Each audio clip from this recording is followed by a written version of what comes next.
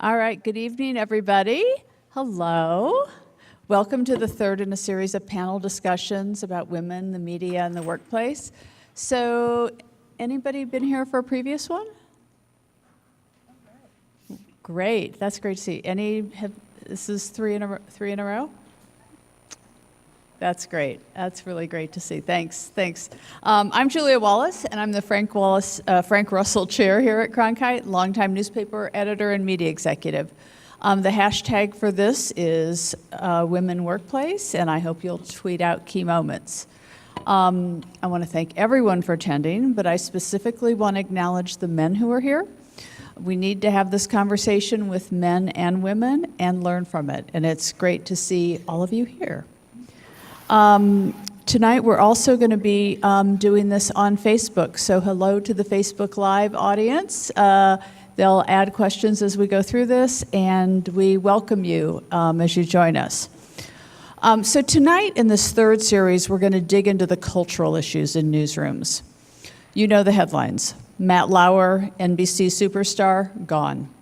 Charlie Rose, CBS and PBS superstar, gone. Michael Orestes, head of NPR News, gone. Roger Ailes, head of Fox News, gone. All gone because of allegations of sexual harassment. We know that women and minorities are not adequately represented in newsrooms. But what we've learned in the past 6 months is that many women have been harassed and worse and stayed quiet. This is beyond HR policies and legal issues. This goes deeply into the many veins of culture. So tonight, we're going to explore some of those issues, and we have an amazing lineup. So we have two people joining us in the forum. First, we have Retha Hill. Many of you know Reetha. She is the director of the New Media Innovation and Entrepreneurship Lab and has written about the challenges African American women face specifically. And Anita Helt, the general manager of ABC 15, who leads the highly rated ABC affiliate here in Phoenix and is one of the few women GMs in the country in a top market. So thank you both for being here. Also joining us through the video call, Carolyn Mccurdy is a co-founder and co-leader of Press Forward. This is a new initiative that has just been announced to stop sexual harassment and assault in newsrooms.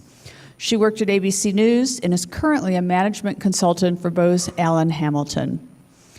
And Chrys is a consultant and advisor to media and tech companies and co-founder of Write, Speak, Code, a conference for women developers.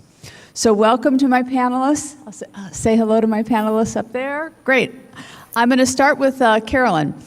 Carolyn, Press Forward has been created to specifically address cultural issues in newsrooms. Can you just talk a little bit about what those issues are that has allowed sexual harassment to exist? What's unique in newsrooms that makes that make newsrooms sort of susceptible to this, and certain people in newsrooms susceptible? So thank you so much for that question, and hello to be here evening and appreciate the invitation to join this important conversation. As Julia mentioned, my name is Carolyn Mccurdy, and I'm a co-founder of Press Forward. We are comprised of management consultants, CEOs, lawyers, current and former journalists who were all coincidentally impacted by some of the men in the headlines.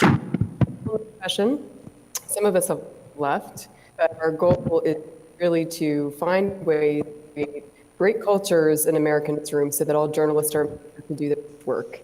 At the very least, not be sexually harassed. And so the question of what makes newsrooms such a unique environment in which some of this behavior takes place, I first just want to clarify that this isn't a daily part of an existence of being a journalist. What happened was committed by a few men and people who just abused their power, a few egregious predators whose behavior had to be rooted out by the hard work of the press. So thanks to the intrepid work of journalists, we now know that some of the leaders of our newsrooms who were supposed to be holding the powerful to account, shaping our culture, covering stories about American presidents, politicians, both Democratic and Republican politicians, were also committing some behavior behind the scenes that could be morally reprehensible. not just morally, but legally. And I think until this moment, there hadn't really been a characterization of sexual harassment in newsrooms in a way that we could understand was a legal issue, not a moral one. So the question of why does this happen in newsrooms? Well, again, it's happened by a few select egregious predators, and it's not unique to newsrooms. I think it's unique to environments in where there's a lot of power. We know across industries at this watershed moment, there are individuals who abuse their power by sometimes harming those who are the lowest status of the office. They tend to be female, and newsrooms are not unique from other industries that have power. I think what prevented some of these issues from coming to light till now, again, was just lack of training, lack of awareness, and lack of safety. And so that's the issues that we're trying to crack with Press Forward, which we announced last week at the National Club. We have one board of advisors from Ted Koppel to Jake Tapper at CNN to Alison Cameretta to the managing editor of the Wall Street Journal, Karen Pensiero. We're also here for Times Up for the Press. But again, what we're trying to solve in the near term is just awareness and training. And in the long term, why wasn't there safety in rooms? Why is it such a unique industry? Why do journalists who are starting out in the profession not feel safe? These are all questions that we want to explore. We have some hypotheses, but we want to make sure that it's backed up by data. So we're going to be conducting a 6-month study to offer recommendations for newsrooms across the country. Great, thank you very much. Chrys, I have to admit I was a little naive. I thought that the new media companies that have been created would create fresh cultures that got rid of some of the old bad ways. Instead, people talk about the bro culture in tech and in sort of new media companies. What does that look like, and why do you think it exists? Well, hello. I am going to try to address your question with the caveat that I'm not a specialist in gender politics and history, although I read a great deal of research and reporting related to what we're talking about this evening. And I've founded and worked on programs to enable and perpetuate change. I think your question has two interesting aspects to it. First, when you ask what does bro culture look like and why does it exist, it's kind of like asking why patriarchy exists. We have to, I think we have to acknowledge that we, at least in the United States, have a dominant cultural norm that's shaped around white and male and straight. And everything else that we do, like the way that we live our lives, the laws that we're governed by, the way that we make judgments and are conditioned to have biases, conscious and unconscious, are in reflection of that, white, male, straight norm. So why does bro culture, what does bro culture look like and why does it exist? I think it's a reflection of just that. The fact that we, as Carolyn was saying earlier, we kind of like, with the norm, like that's where all of the value, that's where all of the power, that's where all the respect lies, and everybody else is just kind of less or different. And that's unfortunate. So the second aspect of your question, I think that's interesting, is your assumption that new media companies would get rid of bad old ways. And when I think about it, the goal of new media companies was to take advantage of new business opportunities because the internet is now everywhere. And so these new media companies were going to do media business in a way that freed them from the legacies of their sunk cost capital investments and things like, newspaper unions, right? That the primary motivation wasn't to create more just and equitable workplaces. It was business. So yeah. So I think that assuming new media also meant like a brand new world of just and equitable, like a just and equitable workplace is kind of a bit of a blind spot, I think. So it's interesting you say that, because I think there's some in the media, and like one of the famous ones is Al Newharth, who headed Gannett for a while, who believed that diversity was in fact a business imperative. But, you know, Chrys, you'd say not true in sort of with the current leaders? Would I say that's not true? I think that a lot of the conversation now about recognizing diversity and inclusion it comes from a good place, but I think also, you know, we've had waves of this, right? Like from, you know, I wasn't in the newsroom in the 80s, but I know that, you know, just in reading what a lot of newspaper associations and businesses themselves were trying to do was be more, you know, hire more diverse diverse staff, and find ways of promoting those people up the ranks. And it didn't last. You know? So I think that the conversation now is kind of the same cycle. And what's difficult is I think, how do you manifest this thing in a way that's sustainable rather than just paying it lip service? And I think that's the hard work that continues to need doing. Right, that's great. So Anita, I actually was in newsrooms in the 80s. And I think back then we thought that if we, you know, got more women in the organization, it would really make a difference. And I'm sort of interested in your thoughts on that. I mean, one of the things that has been really interesting about some of these sexual harassment stories is in some cases women have actually been the enablers. So what happens, you know, what happens and how does it change when women like yourself are in a leadership position, and when does it work and when does it not work and why? That's a great question. You know, you would think that so many women who are in leadership positions, because I'm sure at some point in their career, for many of them, they've encountered some sorts of sexual harassment. You think that would be the answer. But I don't think there is any silver bullet. I do believe that women who are in leadership positions just have this great obligation to speak out against abusers, to make our workplaces safer, better places for both men and women who are coming, who are coming after us. And I think the two things that are holding us back, our workplaces back, are not men or women, but and they touched a little bit on it, but it's this long-standing culture and it's a lack of training for managers. So first, you know, I'd just like to talk a little bit about culture. I think most of us who've been in the business a while, I'm sure, Julia, you can, if you walk into most TV stations, it doesn't take you but a few hours to determine if this is a healthy culture or not. And I think even when you change leadership at the top, it can just take a long time to change the culture of an organization, especially a large one and one that has permeated a long time over the years. So no matter how much you talk about it, no matter how many laminated cards you hand out or how many posters you put on the wall, these are just things that can take an awful long time. And when you have a culture of sexual harassment, it just doesn't change fast enough.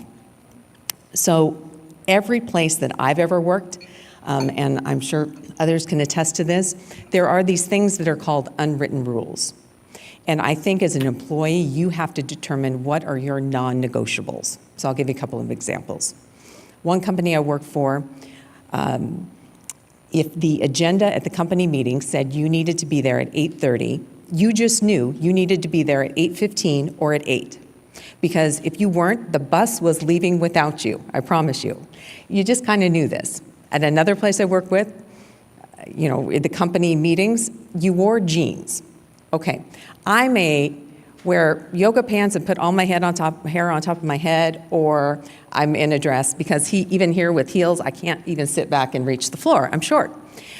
So, but those two things I can do, right? I can show up to the meeting earlier, or you know, I can buy some jeans and I'm good.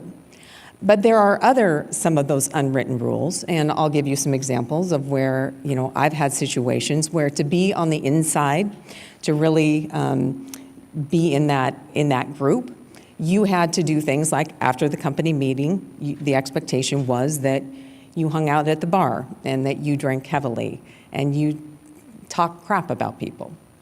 right? For me, that was a non-negotiable. That was not something I was going to do.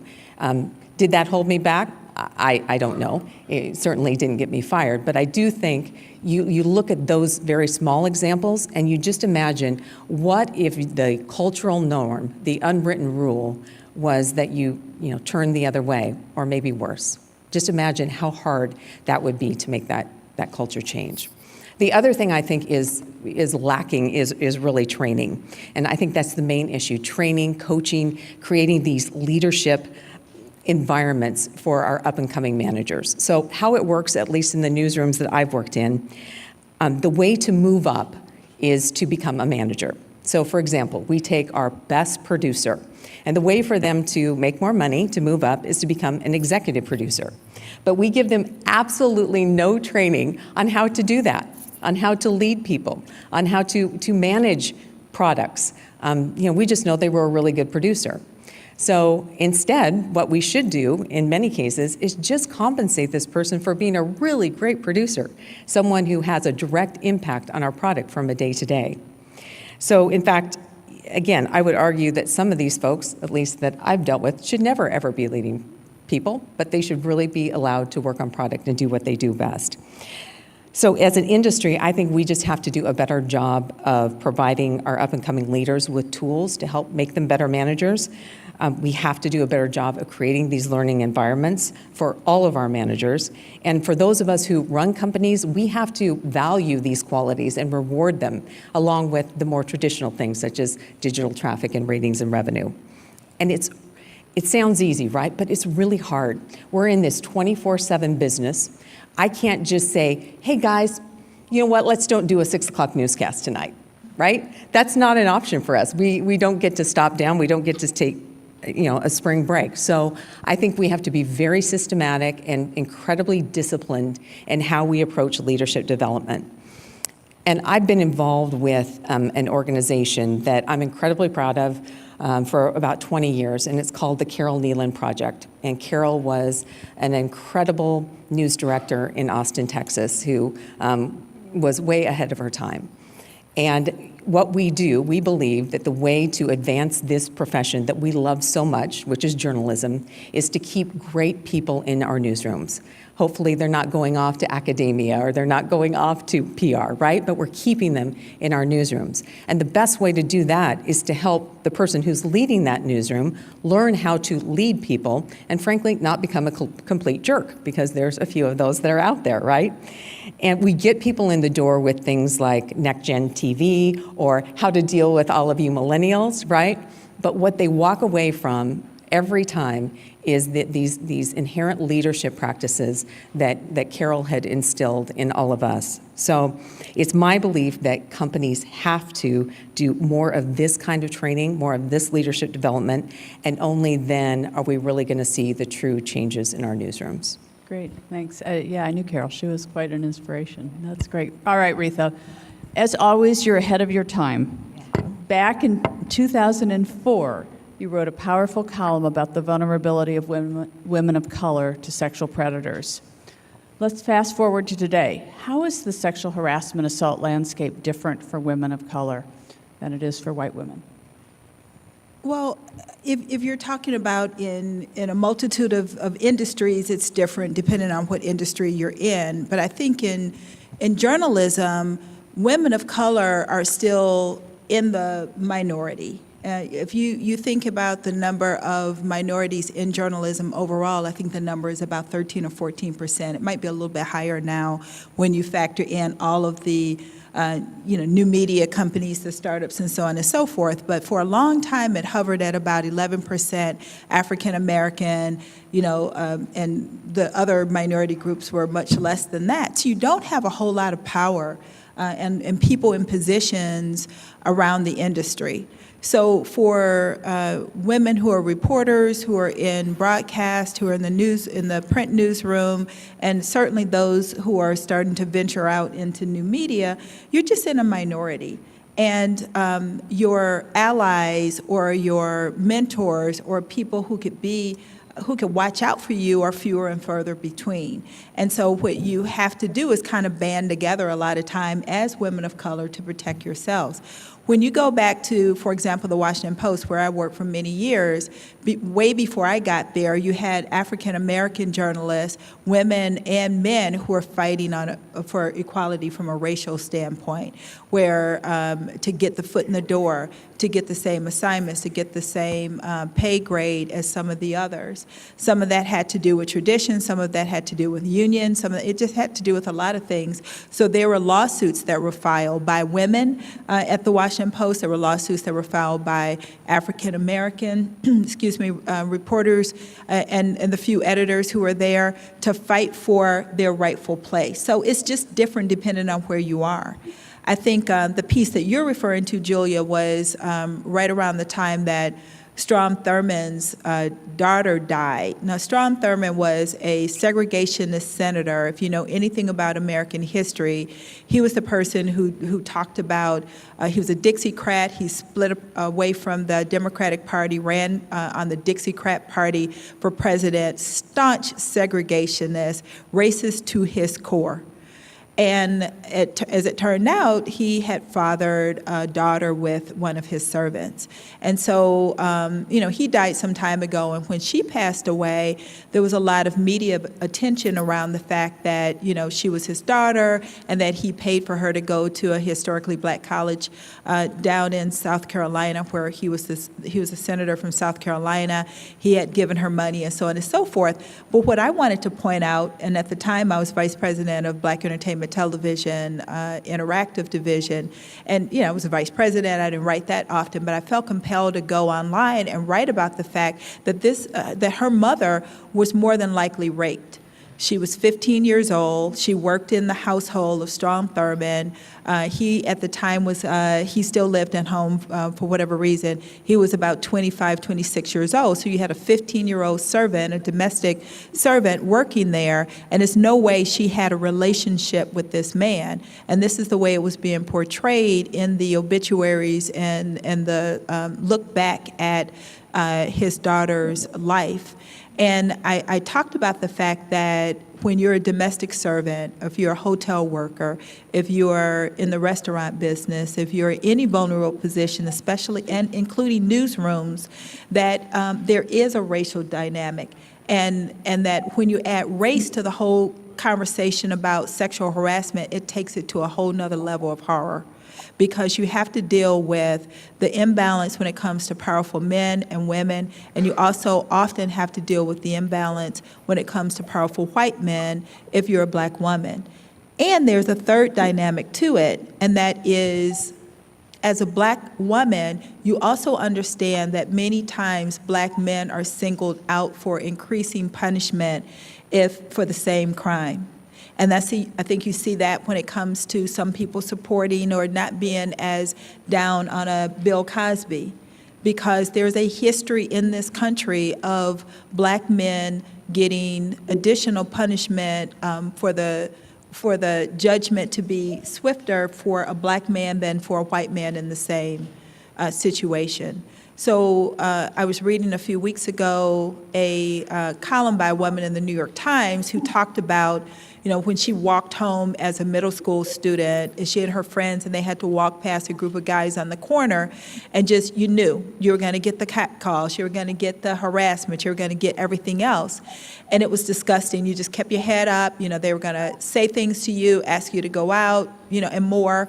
All the horrible things that can happen, you just kept your head up and hope they didn't grab you, hope they didn't pull at your skirt, hope you didn't do this and that to you. But at the same time, you were aware that those same men could at any moment be approached by white police officers, thrown to the ground, shot, jailed for any trumped up charge. So you have this duality that you're dealing with where it, as a black woman, you're getting it from both sides. You're getting from all sides. But also as a black woman, you realize that some of the men out there in the newsrooms who are doing things and who have done things that if you speak up, if you maybe point the finger at them, that the retribution will be swift.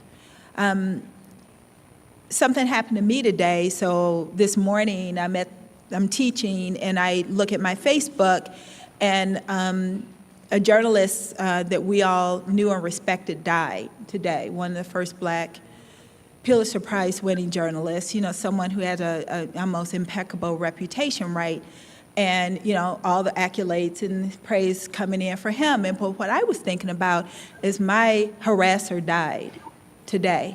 And so I debated, I'm not going to mention his name, but I debated whether I should say something about it.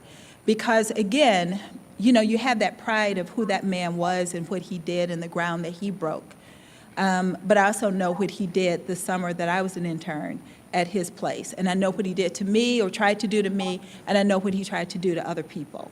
And I'm sure we weren't the only ones, as they say. So, there's just so much that's behind that question.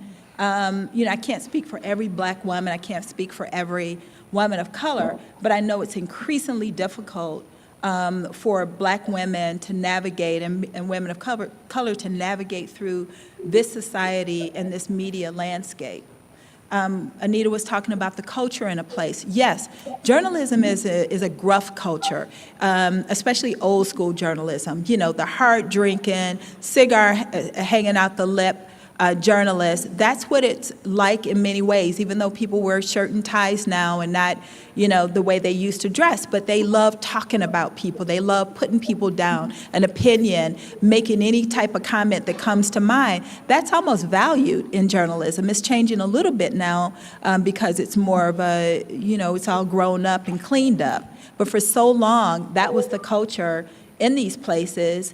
And, they say something about you and your looks just as much as they would say something about a person's drinking problem. It's just whatever comes to mind, they blurt out. And so in that culture, a lot of things were said. And, if you're a woman manager or if you're a person who is starting to get some respect in the newsroom, you have to pick and choose your battles. And I think that's why so many women didn't speak up. And then there's fear. And then, as I said, getting back to, as a woman of color, you want to fight for yourself, you want to fight for your gender, but you also understand the other part of it too. So I have to ask, you're like one of the strongest people I've ever met. So when this guy harassed you, did you take any action or? I said no. I basically said no. Which is what I do. But, my 20-year-old self was to avoid this man. My 20-year-old self was to know I don't want to go out to dinner with you, leave me alone, da-da-da-da. And I think it was the last day he had a going-away party for all the interns. And, I remember him grabbing me and kissing me against my will. Now, it's the last day, we're all leaving, we're all going back home, and I was shocked. But the thing is, I had to see this man every time I went to a NABJ conference. I had to, him speaking to me. And, Yeah. you want to say something, you want to put him on blast, but at the same time, I didn't. But I think our resolve then is to always, push back, speak up, be protective as much as I can for other young women and tell them they don't have to go along with it. So Carolyn, I know this is an area that your organization has talked about, is interns in particular are vulnerable, partially because of the power imbalance, partially I think because as a young woman you don't really have the experiences yet to know how you're going to handle it. Can you talk a little about the challenges you see, particularly for young women, and what your organization is doing to better prepare them? Absolutely. And I first wanted to begin by saying that the comments on the panel are so profound and needed, especially about the culture and the need for leadership development and managers, investment in managers. She hit the nail on the head. And then also I appreciate the comments just about how hard it is for women of color in the newsrooms. One thing that we know about some of the perpetrators was that they sexually harassed, young white women and were quite mean to minorities. That's the trend. And they, great leaders enable the success out of everybody. No matter what you look like, where you come from, or who you know, that's what it means to be a great leader and a great journalist. And for me, what was so upsetting was that, they're supposed to be a voice to the voiceless. They're holding the powerful to account, and they're acting in their own newsrooms like some people matter and some people don't. So what does that say about their ethics? and about their integrity as a journalist, because it is our job to listen and to treat everyone with respect. I remember in my journalism textbook about broadcast news, I think it was page 167 by Ted White, there was a section about sensitivity and making sure that make people feel comfortable when you are reporting on disasters and tragedy. And the advice that they give in the book is that you are an individual first. You're not a representative of the company. You're an individual first. And you need to make people feel like they matter and that you care about them when you ask them to tell them a story about some horrible event that they've just been through. And it's the job of a journalist to act as the storyteller and the lens for the nation and for your local communities when things happen. And the values that you bring to the table as an individual is really what matters, because values only matter in times of crisis, which is when journalists are turned to every day. And so we need to be able to work together effectively, and people need to feel safe and comfortable. And also I just wanted to share some numbers that just came out from a report from the Women's Media Center, which is that women of color only are comprised of 8% in print, 12.6% in local TV news, and 6.2% in local radio staff. So, and some other interesting numbers, 25% are on air, 75% go to men, and those women are more likely to report on health and wellness. Men are more likely to report on hard news. When it comes to, at least in broadcast, there's parity when it comes to news gathering positions, but women are more likely to earn less, and men are more likely to be in leadership positions. So it's concerning because a lot of journalism students are women, and they're coming into the workforce at least equal rates as men, but then they start dropping off when they start rising in the profession, or there's some prestigious positions. And as noted on this panel, women of color face even bigger hurdles. And so the head of NASA once said, let's work the problem, people, let's not make it worse by guessing. And right now we need great data and we need great problem definition. So at least we know in the short term what we can do, as was mentioned on the panel, is better training. Better awareness about what unacceptable behavior looks like, what sexual harassment actually means, and characterize it, and train those who are most vulnerable, which is, the interns and those just entering the profession. Empower is power. Men can also experience harassment. And then also I think we need to maybe help some of these stars in the newsroom or leaders and managers get some feedback and some development so that they understand what bad behavior looks like. I think part of the failure in this moment, and it is a leadership failure, I think part of the failure in this moment is that, as was mentioned on the panel, we don't do a great job with leaders and managers, and they're not getting good feedback from their staff. And leadership is about listening and making sure that you listen to your staff, and if you're not getting feedback, that you proactively get it. And if you have people in your newsroom who are from different backgrounds, you need to make sure that they are invested in and they feel comfortable, especially for young women who face a number of hurdles as reporters on the ground. When you go out into the newsroom too, it's a wonderful job, you're gonna have an amazing career, but you're also gonna face some challenges because you're reporting on serious issues constantly. So you need to be prepared. I hope that answers your question. I think, we don't have all the answers today, but I think what we need to do in this moment is to continue to define the problem. Great. Chrys, I want to show Chrys has a video I'm going to show. Let me just sort of explain what it is. So when Press Forward in Washington announced their new initiative, they have this all-star cast of advisors, including legendary Ted Koppel. And I'm going to show a short clip of something he said that created a bit of a stir, and we'll get the panel's reaction to it.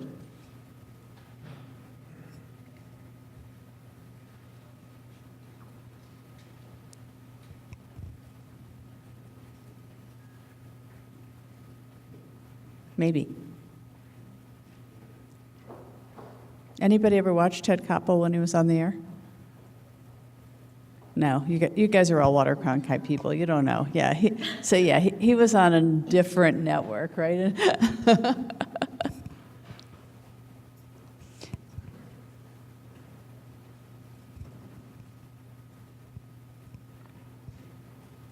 on in the 80s, right? Yeah. When was?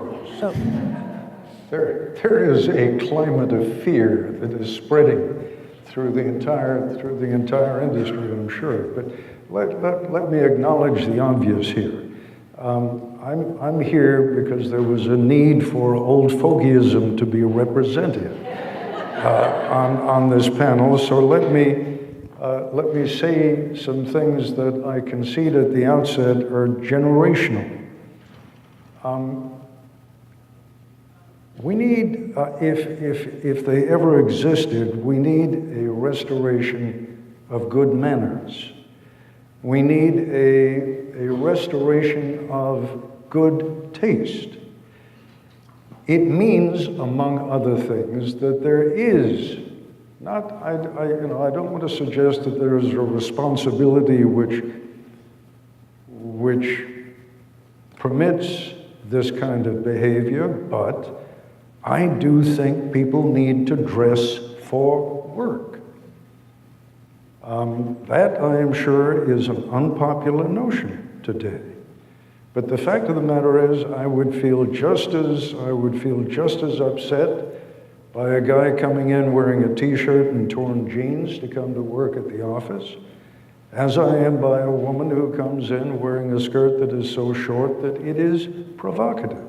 Does that permit or encourage or excuse the kind of behavior we're talking about here? No, it does not. However, if we're going to change the atmosphere in the workplace, I think we have to acknowledge that there is, that simply reinstating good manners is not a bad place to start.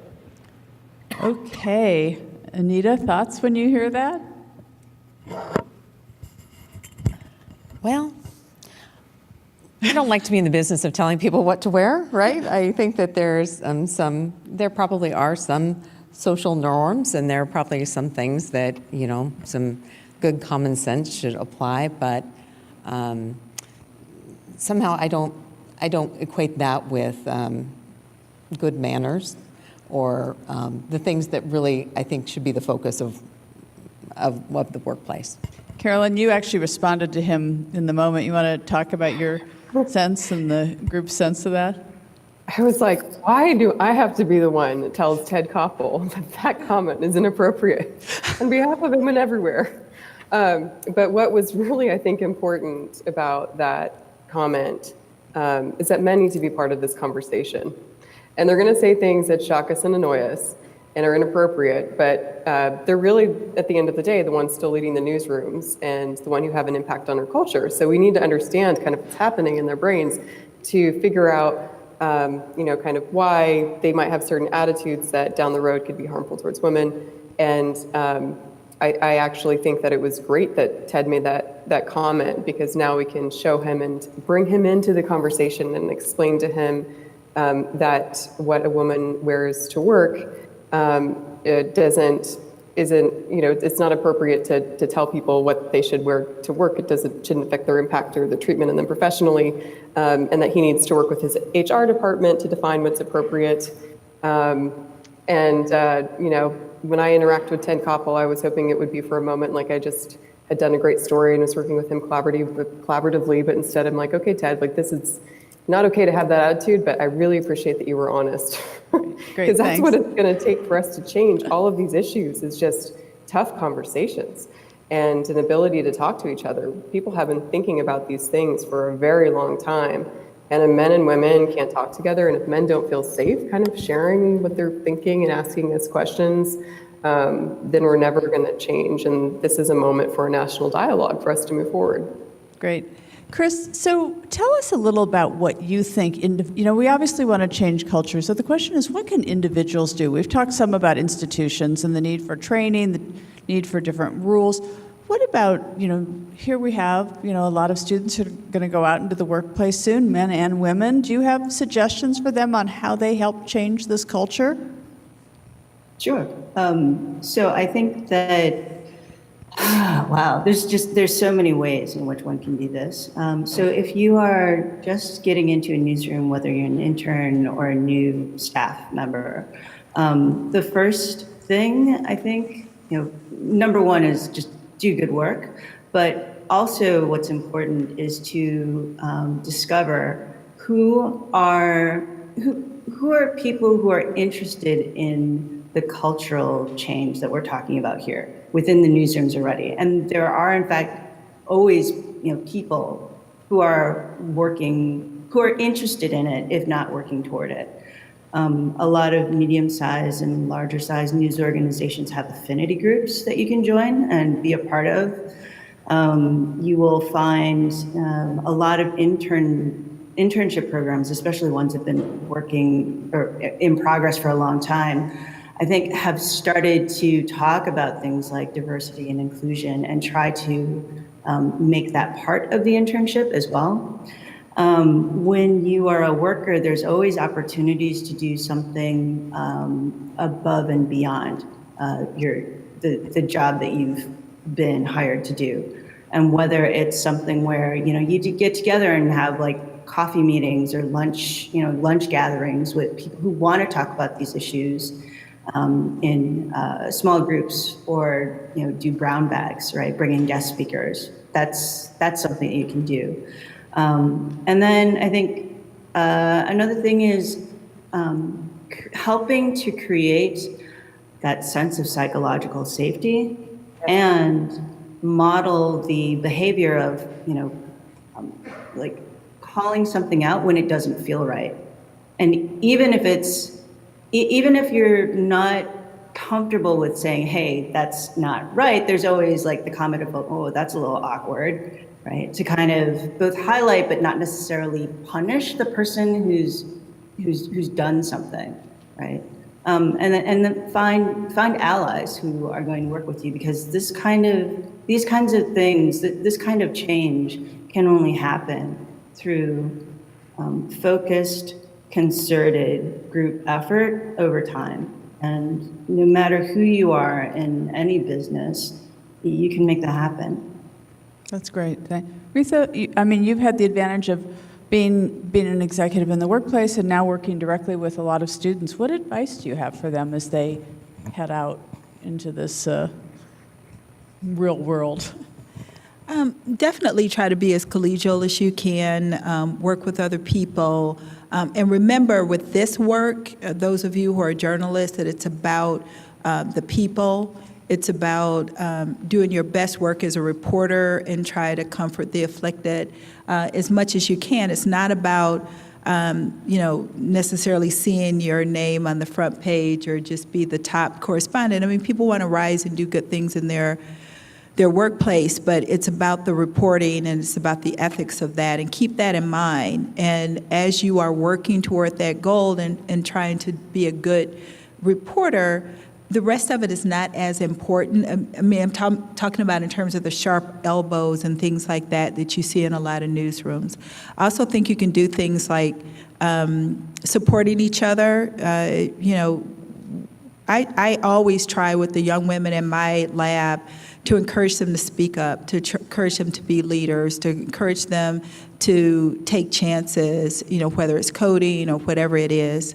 I thought it was really interesting in the Obama administration, the women talked about how they would do the echo technique. So if a woman was speaking up in a meeting and given an idea, another woman would say, well, as Julia said, I agree we should do such and such. And then someone would say, well, yeah, as Reetha said, and you just trying to enforce the idea that good idea came from one of the women members of that team, and so it's not brushed aside and have a man come 50 seconds later and say your idea, because it does happen a lot.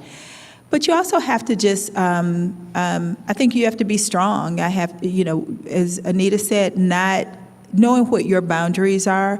You can't let men push you around. You can't let other women push you around. You can't, don't let yourself be a victim. You have to be strong. You have to stand up for yourself. You have to stand up for what you believe. I know as women, faculty of color, here at the university, we talk about it all the time, that students feel like they can talk to us any way they want to, things that they wouldn't say, I think, to a white male director or professor. But you just have to be strong and say, no, I'm not going to put up with it. You have to do that in the workplace. You have to do that in your personal life, and just just keep that in mind in the forefront always. You know, it's about being a good person and not let people run over you. That's great. Okay, I think it's the question time. If you have questions, you want to come up to the mic, and we have, who wants to start it out? Thanks. Hi, my name's Camden Cook. I'm a freshman here at Cronkite. First, I wanted to thank you all for speaking. I think that you guys said some very profound things, and I think this is a relevant topic that needs to be at the forefront of our minds.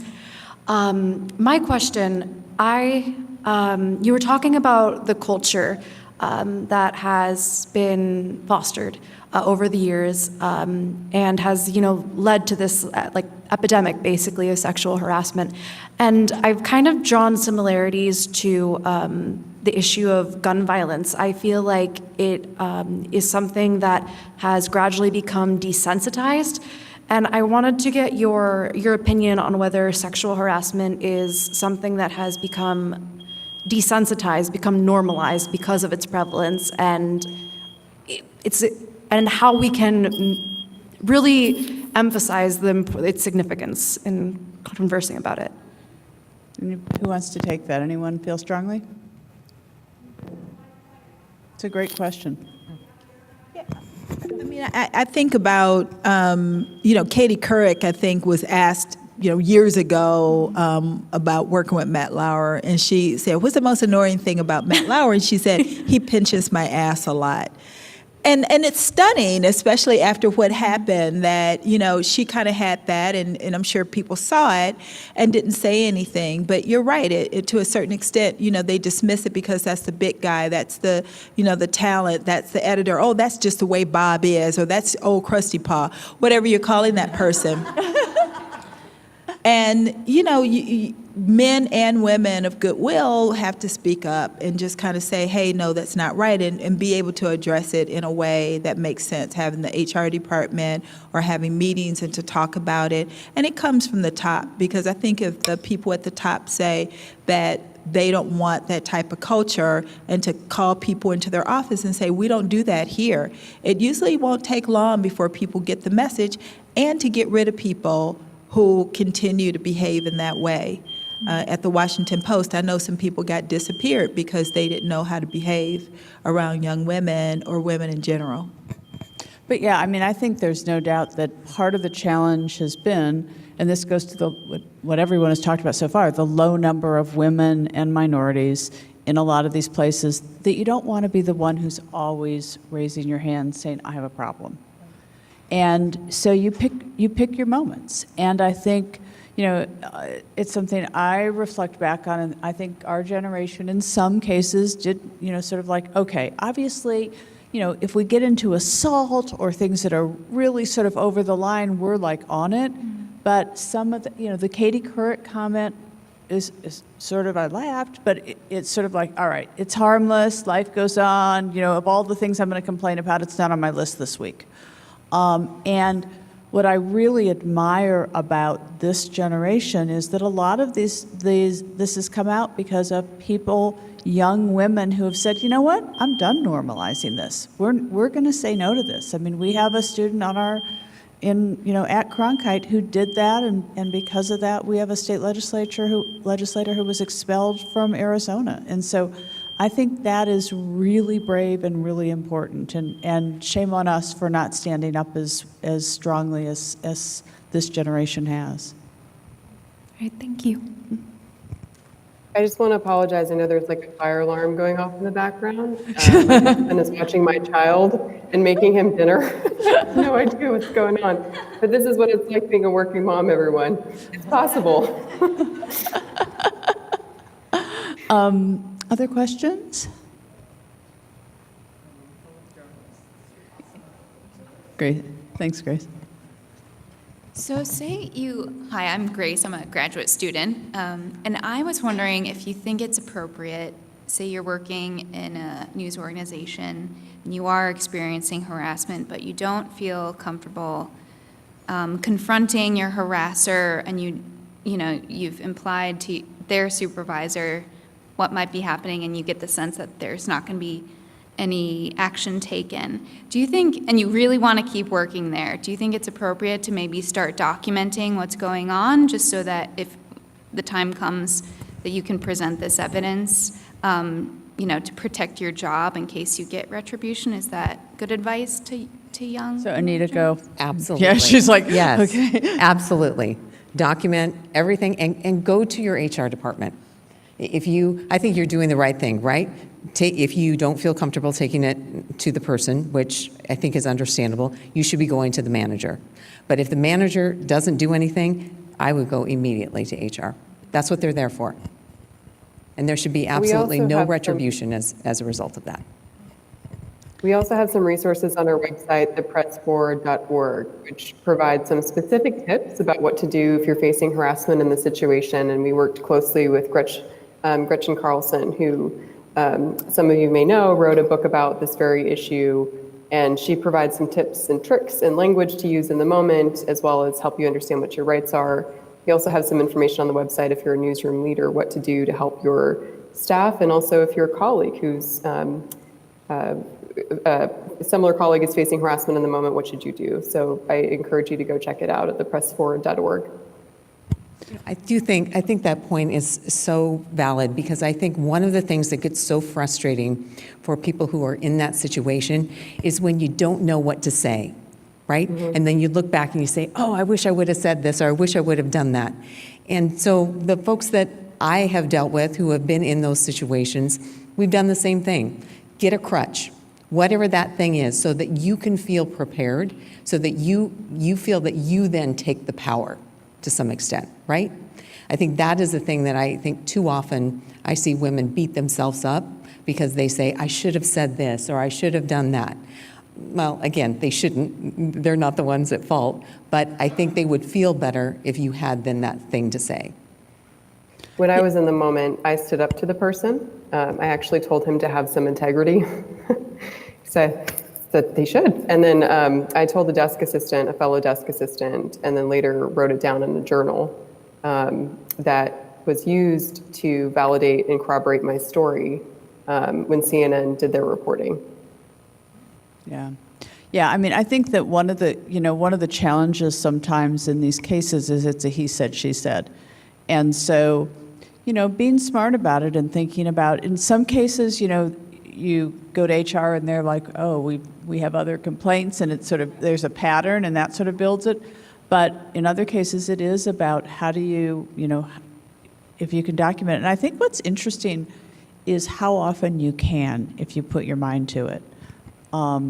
That, either by text, it's like by text or email or whatever, that there are a lot of ways to sort of, if you think about it a bit in the moment, you can do that. But, the other thing I would say is sometimes you work for organizations where you have to go outside those organizations. So, for example, in the past month or so, I guess, Vice News has come under investigation by the New York Times. So, those women at Vice, and Chrys, I don't know if you have thoughts on this, but, there were all sorts of stories. I mean, everybody knows the stories about what it was like to be a woman and work for Vice, but nothing really happened. And so that story got written by the New York Times because, I'm not sure if the women went to the Times or the Times went to them, but somehow that's how that came out because it wasn't happening internally. I don't know. Is there anything you would add to that, Chrys? I'm sorry? Is there anything you'd add to the Vice News story? Well, for this particular person asking the question, and I'm sorry I can't see into the room, I think, number one, documentation, you really should do that.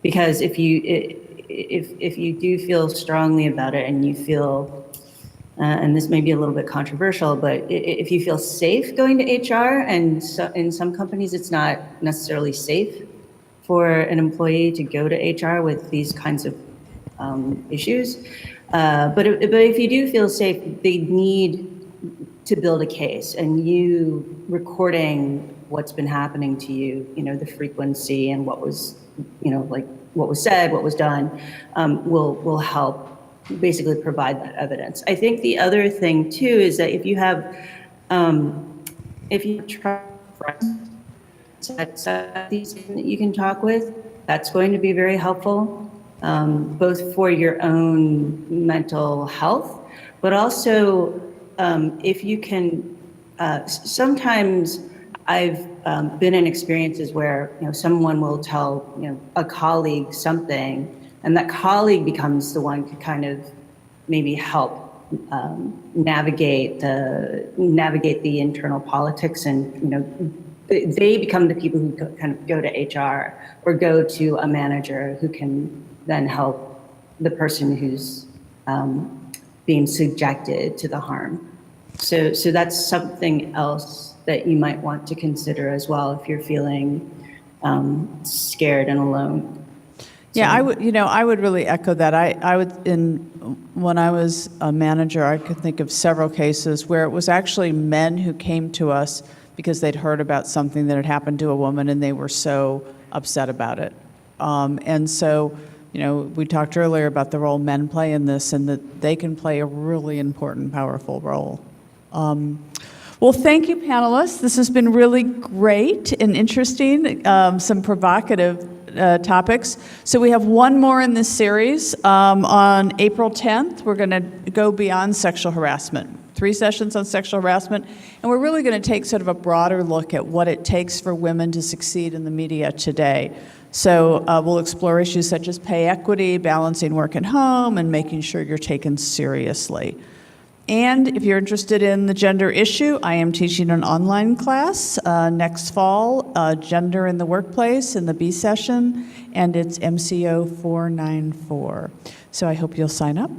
And thank you all for being here, and thank you so much to our panelists. You guys were great, and I really appreciate your time in doing this, Chrys, Reetha, Anita, everyone. Thank you so much for Carolyn. Thank you, and thank you all for coming out. Thanks. Thank you.